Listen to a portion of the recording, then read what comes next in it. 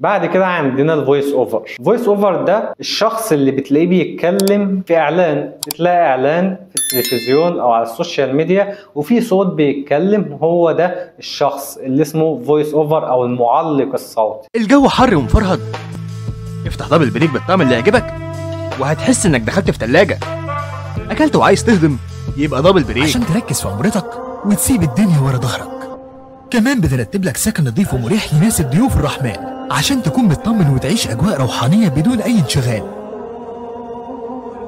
ده من دوره او مهمته ان هو يحول الكلام او السكريبت لصوت، يكون عنده صوت قوي، يكون عنده كذا اسلوب للسرد وللالقاء، يكون عنده نبرة صوت قوية، يكون بيعرف في اللغة العربية بشكل كويس جدا عشان يطلع مخارج الكلام ونطق الكلام بشكل مظبوط، يكون عارف امتى يعلي رتم الصوت وامتى يوطي رتم الصوت، يكون عارف ازاي يخاطب مشاعر العميل بالصوت ويحرك مشاعره عشان ياخد اكشن اتجاه الاعلان اللي هو بيشوفه. من دوره ان هو يكون بيشتغل على برامج الصوتيات ويعدل الصوتيات. احنا دلوقتي مثلا في الشركه شغالين بنعمل محتوى فيديو، وليكن فيديو زي اللي انا بعمله ده. من دوره برضو ان هو يبتدي يشتغل على الهندسه الصوتيه، يظبط الصوت بتاع الفيديو علشان يديه لبتاع المونتاج يقدر يظبطه في البرنامج بتاع المونتاج. هو هتلاقي بشكل كبير